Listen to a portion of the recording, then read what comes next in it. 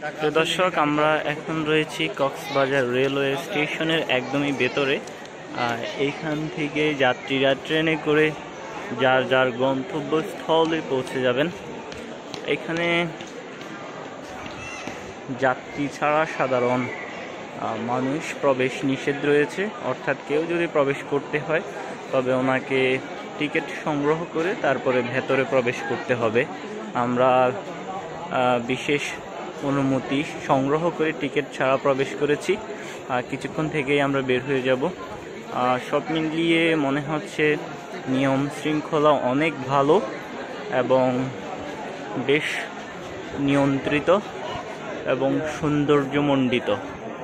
ভালো লাগছে যে কক্সবাজার রেলওয়ে স্টেশন অন্যান্য রেলওয়ে স্টেশনের চাইতে একটুখানি আলাদা, আর একটুখানি শৃঙ্খল, একটুখানি বেশি সৌন্দর্যমণ্ডিত।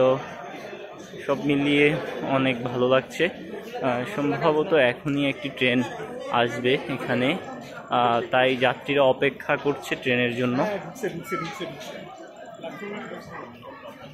বন্ধুরা, আমরা একজন ভাইয়ের সাথে কথা বলবো এখন। ভাই, আপনি কোথায় যাবেন? আসসালামু আলাইকুম, আমি এখন যাবো চট্টগ্রাম। কক্সবাজার বেড়াতে এসেছেন? না, এখানে আমি আসলে জব করি। আচ্ছা আচ্ছা আচ্ছা, ঠিক আছে। এখানের নিয়ম শৃঙ্খলা এবং পরিষ্কার পরিচ্ছন্নতা সব মিলিয়ে আপনার কাছে কেমন লাগছে?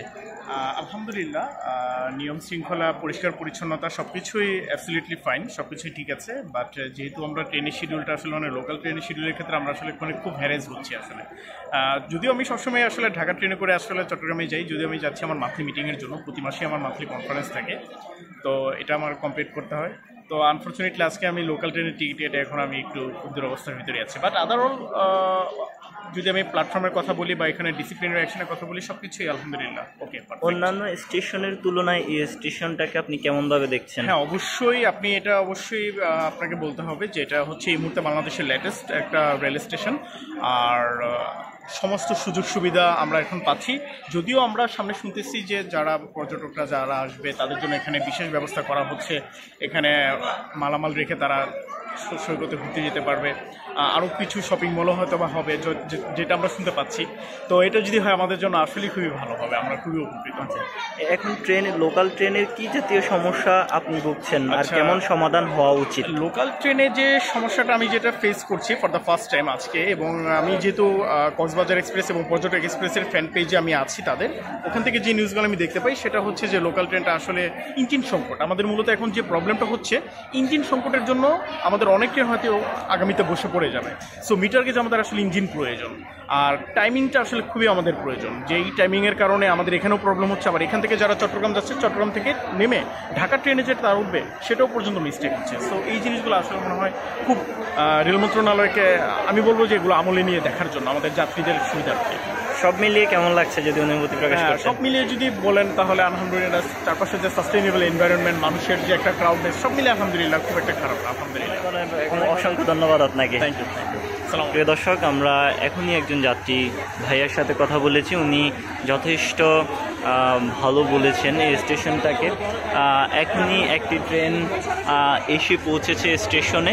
আমরা দেখতে পাচ্ছি উৎসুক মানুষগুলো ট্রেনের অপেক্ষায় রয়েছেন এবং আশেপাশে উৎসুক জনতার ভিড় জমেছে। সব মিলিয়ে অনেক চমৎকার লাগছে এখানকার বর্তমান পরিবেশ। সব মিলিয়ে অনেক চমৎকার। এখনই একটি ট্রেন এসে পৌঁছেছেন এখানে।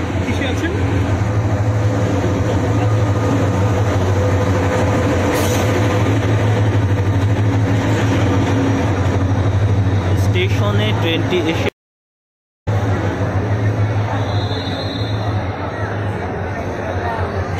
এটা কোন চ্যানেলে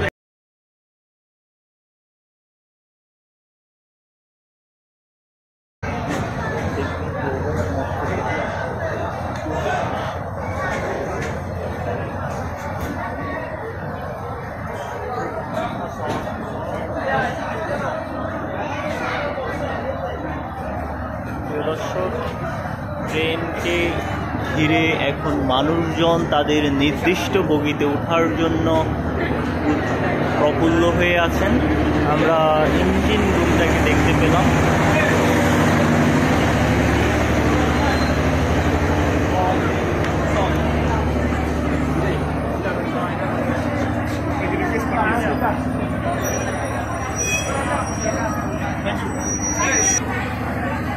দর্শক, ট্রেন ইতিমধ্যে স্টেশনে এসে পৌঁছেছে এবং যাত্রীরা তাদের নিজ নিজ বগিতে জন্য উঠে পড়েছেন।